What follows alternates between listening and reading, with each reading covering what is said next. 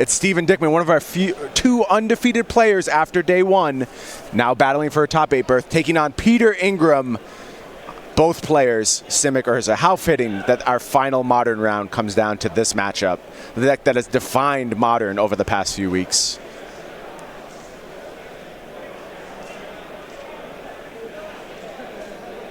Already an interesting line to me out of Pete. Deploying the engineered explosives on 0, right into your own Mox Opal, when you could wait a turn because you're not using the Mox Opal anyway, get a little information off your next draw step, and then still play that for 0 on the next turn if you want to. Yeah, interesting decision. I suppose there's some vulnerability to like Metallic Rebuke, possibly. I was going to say, that just screams of having a Metallic Rebuke in your hand. Yeah. Peter going to go ahead, play tapped Breeding Pool, passes the turn back to Steven. Scalding Tarn the play, going to go ahead, crack that. We'll grab a land. Craig's favorite land in all of Magic. It is Snow-Covered Island. Entering the battlefield. You got to play it. You don't have a choice.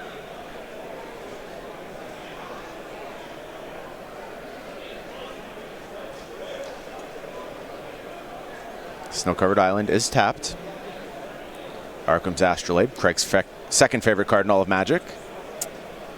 You get to see all of your favorites on a regular basis. How good does that feel? It's wild how my favorite cards are just the ones that are way too good. Always down here in the feature match area.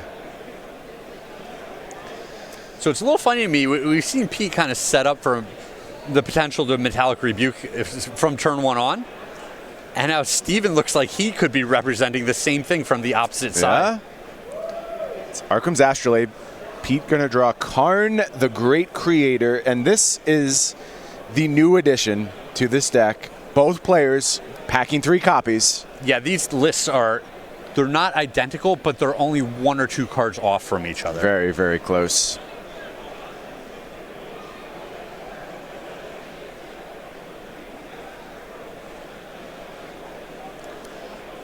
There's a Mox Opal from Steven. Need to further push that mana advantage. Has an untapped Watery Grave as well. You see Urza in hand. That play is available.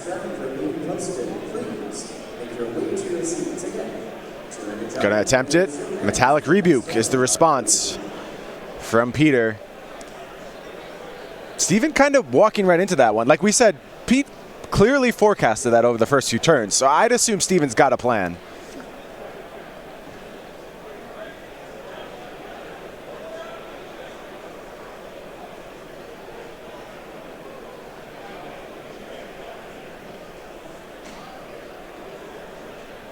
It's a Flooded Strand from Pete. And yeah. Time for his own. Yeah, he's just clearly in the driver's seat here. He's turning off the opponent's artifacts, and he's sitting on 5 mana sources. So just 1 more land off the top means that he's going to be able to tutor up that Mycosynth, and if Steven doesn't have an answer immediately, the game's over. That'll be a wrap, yeah. Let's see what Pete wants to do with Karn on this turn. Gonna go take a peek at the sideboard. Boy, Wishboards came back to Magic in a big way in 2019. They really did. Fae of Wishes, Karn the Great Creator, Vivian. Yes. I love Wishboards. I don't know if you know that about me, Craig. Well, it takes away a lot of the sideboarding decisions, right? Right. I'm a very simple man. You got to keep things very clear for me. Make my sideboard as small as possible. Thank you very much.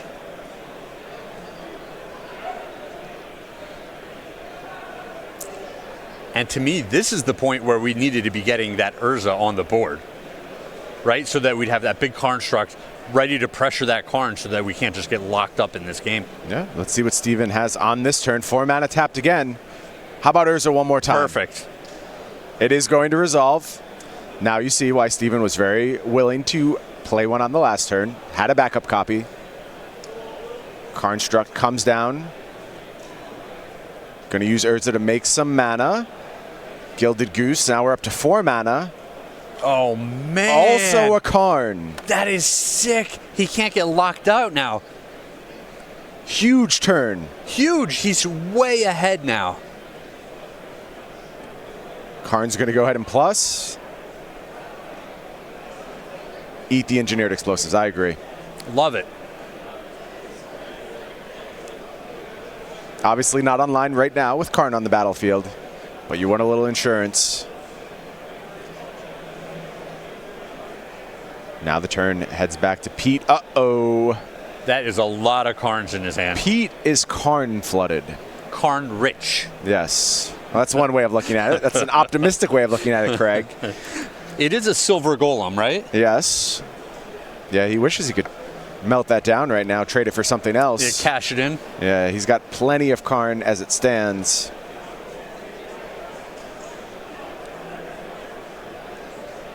So he does have a cryptic command in his hand,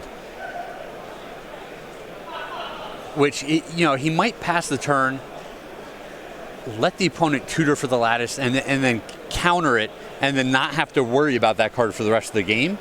And he can also bounce something in the progress, whatever the most threatening card is on the opposing side of the board. Looks like Pete's going to take a look at his sideboard.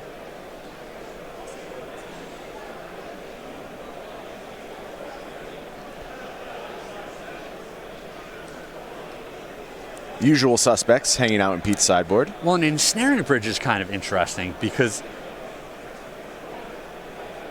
I guess that wouldn't do a lot. Eventually, each player would just draw. If a Mictosynth Lattice gets played, they each have a Karn, so neither of them can use their mana for anything. Mm-hmm. But eventually, they just draw enough cards in their hands where you're not locked up by the ensnaring bridge anymore. Right. And Pete just going to plus, pass the turn back to Steven.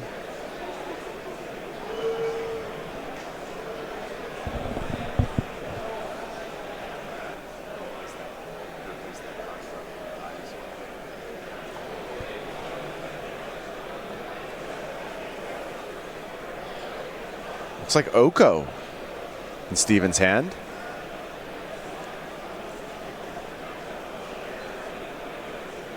Definitely want to note, Urza not shut off by Karn, still has access to mana by tapping those artifacts. If he chooses to do so, does Steven. Yeah, the second Urza just huge.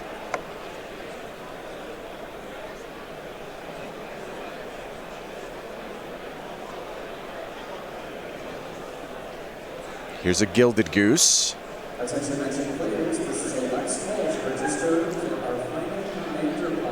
It's going to bring a food with it.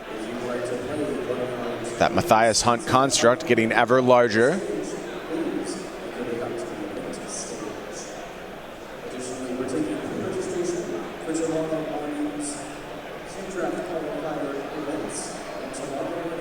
And I think Steven is kind of sniffing out this cryptic command from the opposing side. When you have the second Urza, it's a very sharp play. Just run the first Urza into the counterspell, get that out of the way, open up the second Urza. So, he seems to be very aware of all the different things that can happen in this game. Yeah, playing things a little slower here. Just going to take out that Mox Opal with the Karn. Well, I like this. He's way ahead, and he's saying, how do I lose this game? Maybe by getting too far ahead of myself. That is often the correct question to ask. How do I lose this game? Yeah, he's saying, I'm going to force Pete to do something first. Yep. Pete's going to have to tip his hand, and then I'm going to be able to make high-impact plays and close out the game from there. Yeah, and the construct going to go down to 4 loyalty. Once again, if you believe that you have made the top 8, please make sure to stick around. We will have the top 8 players meeting following the conclusion. Looks like Peter wants to take an action here. A little fetching. Just finds basic island. How is it a basic island if it's not called island? It's very basic. Cryptic command on your end step.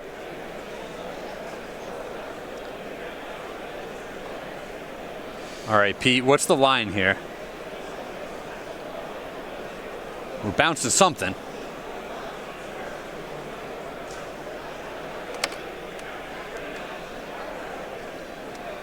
What are your highest priority targets here, Craig? Thinking about bouncing that Matthias Hunt token?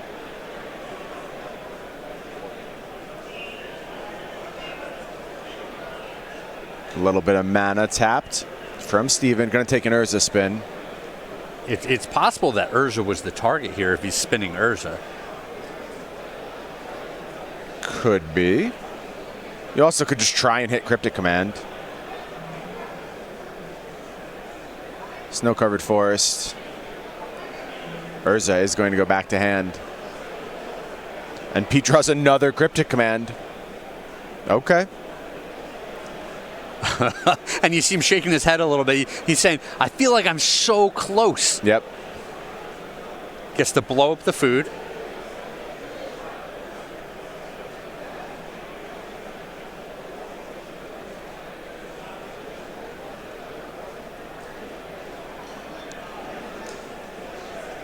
Turn headed back to Steven now.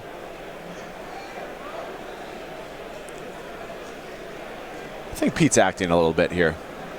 I think that show of frustration was intentional. The Hollywood? I think so. Attack Karn, make a little food beforehand. 2 Okos and an Urza in Steven's hand. That's okay. And he does nothing. Yeah, he's doing the same thing. He's saying, Pete, you have to move first. Yeah. Pete's going to plus Karn on a food again. Just passes the turn. And a pretty cagey back and forth by both players. To me, Pete does not have a whole lot of choice in these lines, but Steven's just been very sharp at sniffing out what's going on in this game. I really like how Steven has played this game. And he's even leaving, so there's some appeal to cracking that fetch land there, making another food with your goose. You feel like you're not using all of your resources. Oh, that fetch land can represent Mystic Sanctuary as the game goes on. Exactly. There might be more important things as this game progresses forward. And now Steven has won the Karn War.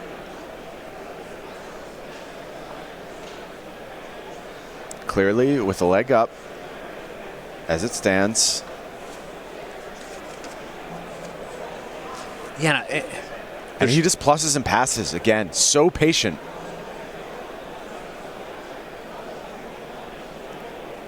Pete just does nothing. Steven gonna make a couple more food tokens. Did he have 2 green sources? Oh yeah, he has the Mox now. He does have a Mox. Yeah, everything's freed up from the opposing Karn. Right on the fringes of our battlefield. Hiding under several food. Mm-hmm.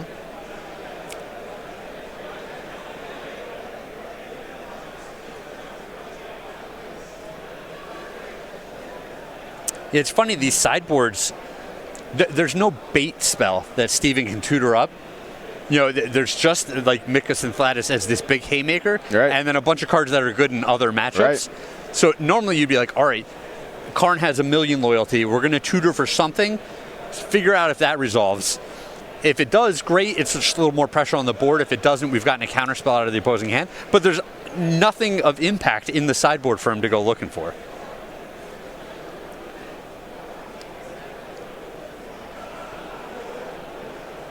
Yeah, at some point I wonder if you think about going to get a Damping Sphere and playing it just so you can plus Karn onto the Damping Sphere and get more damage out of the card. It's time for Pete to make a move. That move's going to be Cryptic Command on the Matthias token. Yeah, I think he didn't have a whole lot of a choice here. And another interesting line for Steven. He has the opportunity to cash in a food to deploy the other Oko if he wants to. And save the fetch land for later. He's just going to go ahead and fetch Island here. So still has to cash in a food if he wants to play the Oko.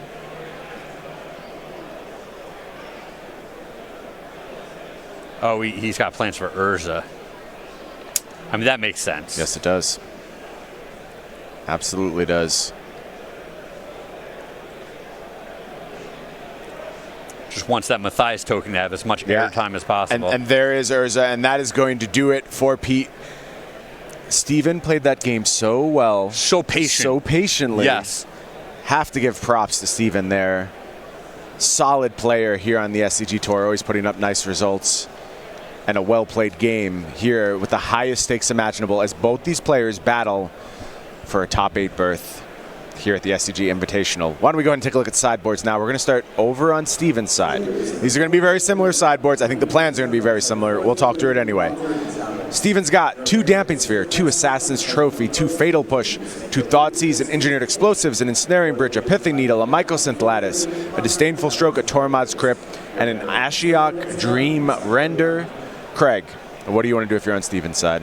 Ooh, it's kind of tough. I'm sure each of these players have a mirror. You don't show up to this event with this deck if you're not ready to play the mirror over and over.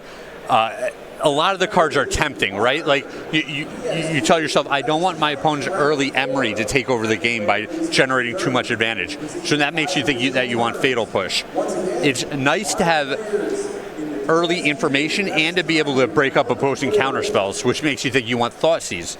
There's a lot of high impact 4-cost spells in the matchup, so you want the Disdainful Stroke. And then something like Assassin's Trophy is just so versatile. It gets almost any of the problems off of the board at any point. So that's a lot of cards. I think that's probably too many cards to side in, but it's close. So I think they're going to kind of side in around 5 cards, and we'll see which ones are the ones that just don't make the cut here. Okay, I'm not going to make you talk through all those cards again, but we'll note the differences in Pete's sideboard. 2 Drown in the Lock. Any interest in that card in this matchup? I think so. I think the versatility of that card, where each player is putting tons of cards in their graveyard, so it's going to turn into a better Disdainful Stroke pretty fast. So I like that as a versatile counterspell / removal spell, and I think it's going to come in. Okay, the other change, Mystic Forge, I'm assuming that's just going to remain there for a Karn sideboard target, but can be useful in this matchup. Yeah, I don't know if that's what you want to be doing.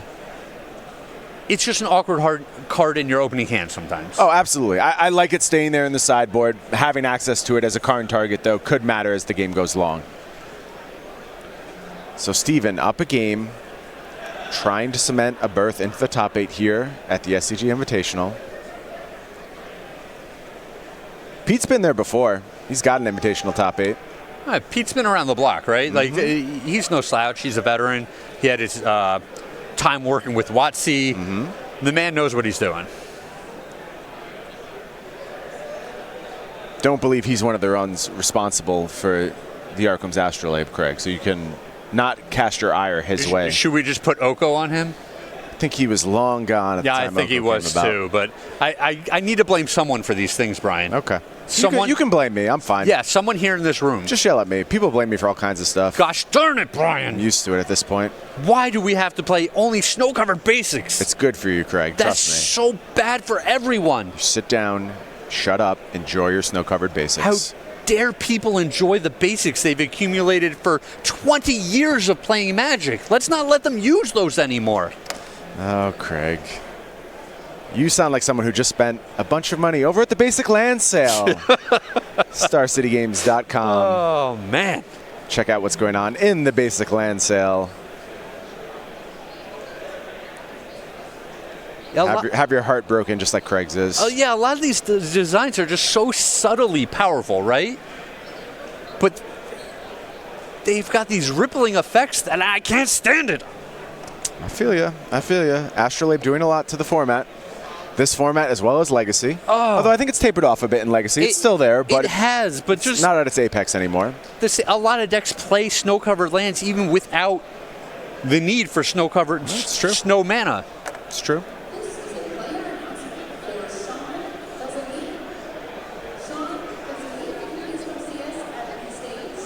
Snow-covered island is the play for Peter Ingram. Arkham's Astrolabe, just how Craig likes to start his games of Magic. Mox Opal, the follow-up, passes the turn over to Steven. Steven on a mulligan to 6, I believe. Yep. And I think Peter kept 7. Had tons of those sideboard cards in Pete's hand. Looks like 2 Drown in the Lock and a Thoughtseize, along with an Oko and... We got any more lands in there, Craig? And an Urza. We got any lands? No lands right now. Okay. That frightens me. So, yeah, he could get really jammed up here. Yeah. If he just draws spells, another cheap artifact will turn on the Mox Opal, which is some progress. Here's a Gilded Goose. This is a big draw. It's another Urza. Uh-oh. And he's just passing. He's not even thought seizing here. That is not good for Peter Ingram.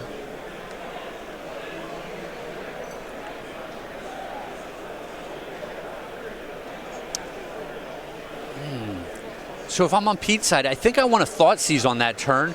A lot of times you want to wait as long as possible. If the most important cards are 4-cost cards, right, you want to thought seize on the third turn before they can make that 4-drop. Well, I'll say this. By doing that, he represents Rebuke. Sure. That's worth something. But with what's in his hand, I think you want to thought seize there, and then it leaves your Drown in the Locks more effective moving forward. You put another card in the opposing graveyard. Oh, you're right.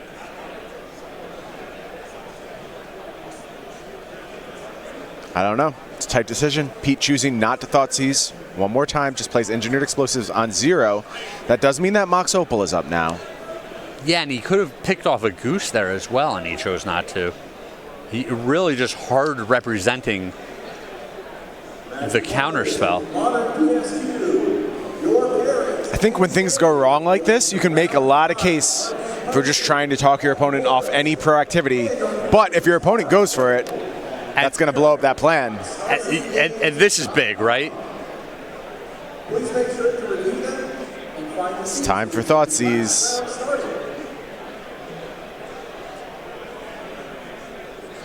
What do you think about drowning there? It was an option, right? It was an option. An interesting line from Pete. Deny your opponent some information. You get to dictate which card you lose.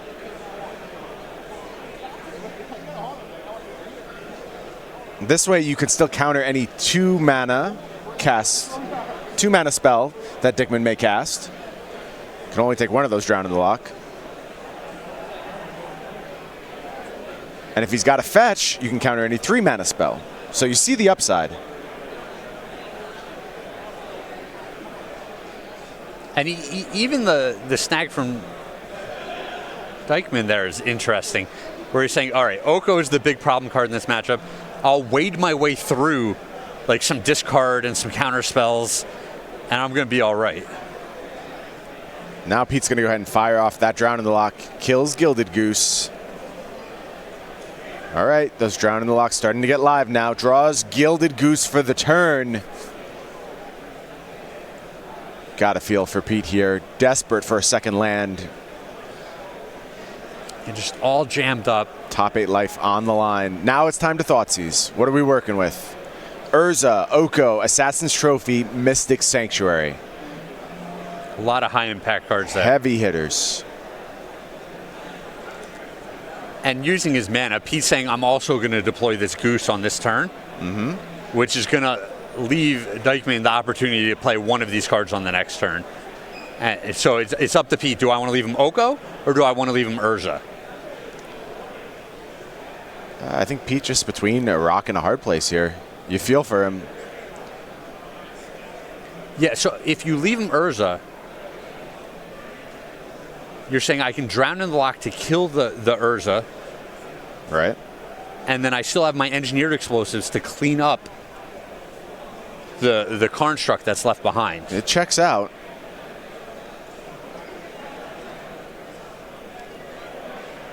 But at some point, you got to start doing your own thing, Craig. And Pete not doing any of that thus far. Yeah, and spending your next turn to kill Urza and your turn after that to clean up the construct means Dykman has a lot of draw steps in there where you're going to find another high impact card. Sure. And there are many. But on the flip side, it's not like Pete has a lot of options here. He doesn't have like tons of mana where he can just make all these different decisions and decide how to use his cards. No, absolutely. And my analysis of Pete's play, definitely not meant to be a criticism. Like I said, I think he's just between a rock and a hard place. 100%. Before we begin, as a reminder, please make sure you are resolving You know, he is in a spot where if he draws another land, you know, he's sitting on 4 mana then between the Goose, his 2 mana, his Mox Opal. He can deploy his own Urza. Yeah, pretty wild. So Steven's going to get a rebuy on that Thoughtseize via Sanctuary. Urza coming down. Brings Matthias with him. Follow-up Mox Opal. In the turn, heads back to Pete. Draws Astrolabe.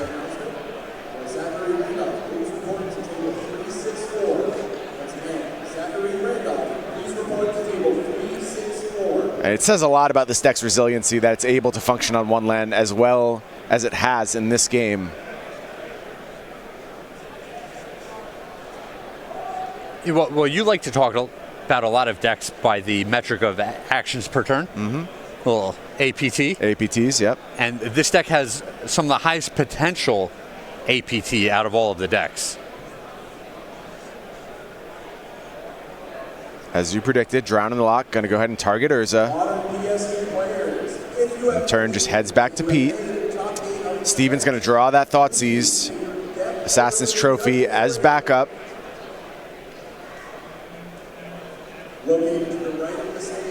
Takes one of the Urzas. And Construct getting to work. But for his part, Steven mostly out of gas. Yeah, so it's kind of interesting because if Pete draws a land here. He drew a land here. He can deploy Urza. Uh-huh. It's going to get blown up by the opposing Assassin's Trophy. Okay. And then we've got very similar boards for these two players. Yeah, I think Pete has done it, ostensibly. He has made his way through this horrible, horrible mana screw situation and has gotten the game basically back to parity. Yeah, it's just super close for both players here. Really interesting back and forth in this game. And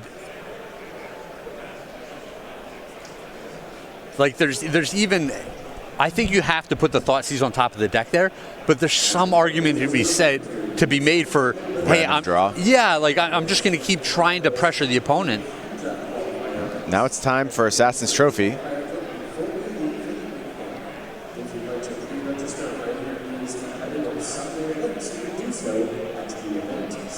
Pete going to get another basic finally, the hard way via Assassin's Trophy. Again, these boards are so similar. Arkham's Astrolabe is the play, takes the draw, had a little mana floating from the Urza. Nothing doing though, just going to pass the turn back to Steven. 1 card in hand now for each of these players, a freshly drawn one, and it's Karn for Steven. Big time draw off the top. Does he want to blow up the explosives? Is that the most dangerous card on the other side? He's thinking about the Mox Opal. Pinching the mana a little bit. It might be too late for that. Has Goose at the ready, but it is going to be Mox Opal. Turn passes back to Pete. What has Pete found with his 2 draws? Cryptic Command Oko. Okay. Huge draw steps. So Steven was setting this game up to, Oh, wait, Mox Opal. Mox Opal. Okay. Slow down a little bit. Jeez, you're teasing me here. I could have sworn it was an Oko. I've seen too many Magic cards today. It is a Cryptic Command, then. That much I'm sure of. So Steven was setting this up to tutor for an Ensnaring Bridge next turn. Mm-hmm. And then the turn after that, he's setting himself up to lock the opponent out with a Lattice. But the Cryptic Command's just going to break all of that up. Drew another Karn, I believe, did Steven? Huh. I mean, we saw the diminishing returns that these Karns have in the previous game. You want 1. You don't want 2. Sure, but Pete cannot cast the Cryptic Command here, correct? Cannot. He only has 3 mana. You are correct. If Steven goes for this, I feel like he's good.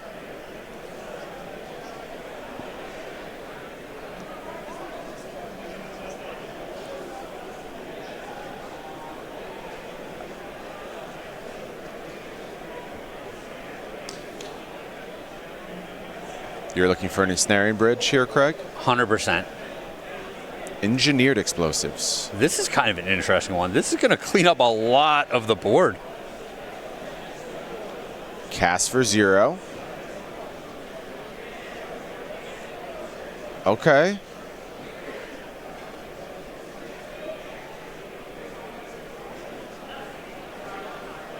E versus bridge is very interesting. Yeah, I'm not sure this gets us a whole lot further. I mean, it will destroy that construct. So bridge would have been vulnerable to Cryptic Command for sure.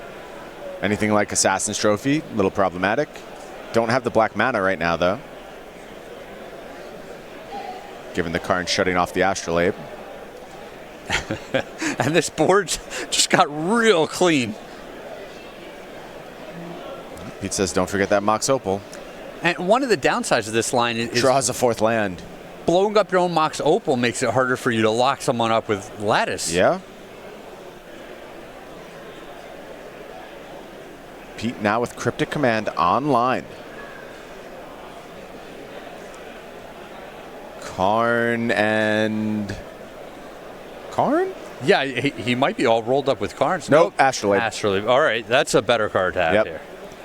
Takes a draw. Urza. Okay. That's a nice one. We know, though, Cryptic Command at the ready for Pete. And again, this is a similar situation to the previous game where Steven, I wish he had a bait spell in his sideboard where he could try to draw out a counter spell. Yeah, is going to go ahead and minus. Gets a Pithing Needle. All right, he can lock up that goose. We'll see if that's what he's thinking here. Is going to cast it. Question mark. It's so funny how we all have the same mannerisms for certain things. Yeah, we can't hear the dialogue. No, I know. He's presenting we know it. exactly what's going on.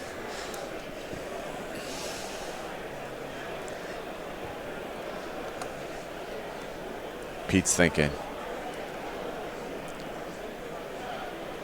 Gonna go ahead, crack Misty Rainforest. You interested in a Sanctuary here? I think I am. Drown in the Lock, maybe? Drown in the Lock is just a clean 2-mana counterspell at this point in the game. I think so. As long as Pete has access to black mana. We shouldn't get ahead of ourselves. That's a good point. The Goose is his avenue to black mana because the Karn is locking out the Astrolabes right now. Yeah, so it really depends what he's doing about this Pithing Needle.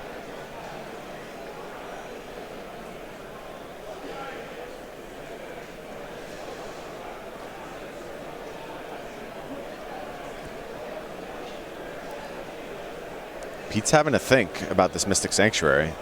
Looks like it's going to be a no-go.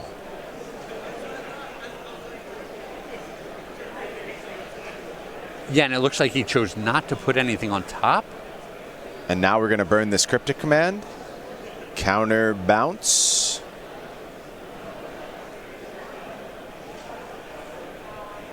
Bounce draw.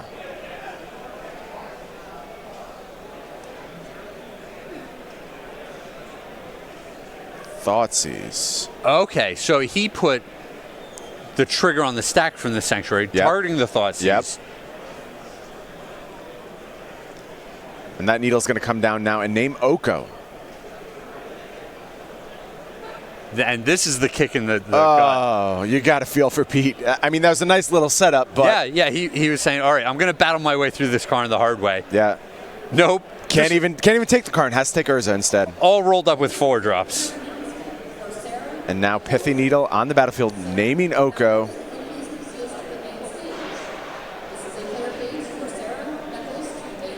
Steven going to go ahead and cast this Karn.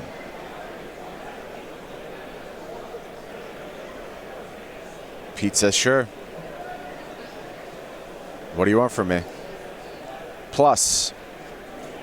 Passes the turn back to Pete. Going to make a food with the Goose. Takes his draw. Bobble. I am Ron Burgundy. Oh, look at that very official sticker. Well done. Love the clarity.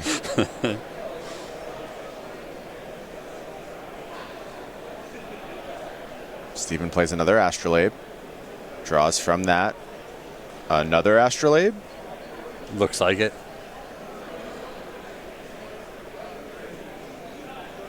Has Goose at the ready. Getting close to that big mana threshold. Going to go ahead, use some Astrolabe mana. Make snow mana. It's like magic, Greg. Of course it does. Why wouldn't it make snow mana? It's like magic. Finds a land. And that means we're representing Lattice on the next turn. Yeah, super close. And it's actually kind of nice that he can use his Karn to keep the opposing foods in check. Yeah. Very true. Can deploy his own Goose now.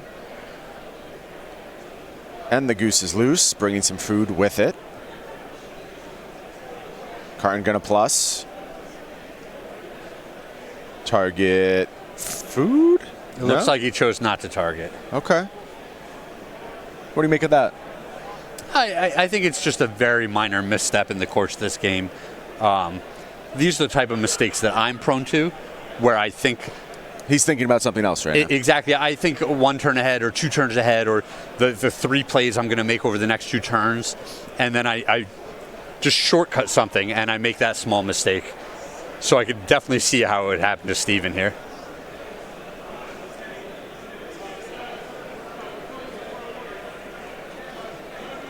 And Pete's doing this game again where he's saying, I'm not going to play my cards because it looks like I have a counterspell. This time we're going after a food. And yeah, he doesn't even want to use his mana to sacrifice the food because, again, it makes it look like he has a counterspell. You know what, though? He reached for it for a second there. And if I'm Steven, that gives me pause, right?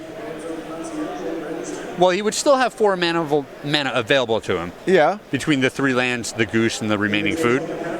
So why did he pass, Craig? Everything happens for a reason, and you have to unpack that. Sure. That means he's trying extra hard to represent, look how much mana I have. That's what I would take from that.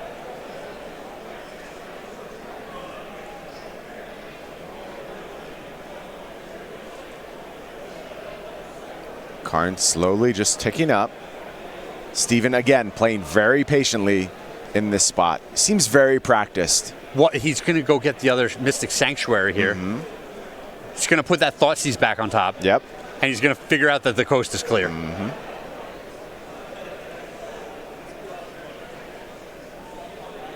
There we see Thoughtseize headed to the top of the library. More food. Battlefield doing the typical Urza Battlefield stuff. And the way the game's played, you know, we're saying if Steven had a little more intuition, maybe he would have felt confident in going for it on one of these previous turns. But playing careful, I mean, he's just locked it up where it's 100%. Yep. I really appreciate his patience where he has a plan, and now it is 100%. Here's Thoughtseize. Checks, sees the coast is clear, mocks Opal, Mishra's Bauble, has the land, and that is going to get the handshake from Peter Ingram, and that means Steven has secured one of our top 8 slots. And just, I mean, that's a great win there where neither player had just the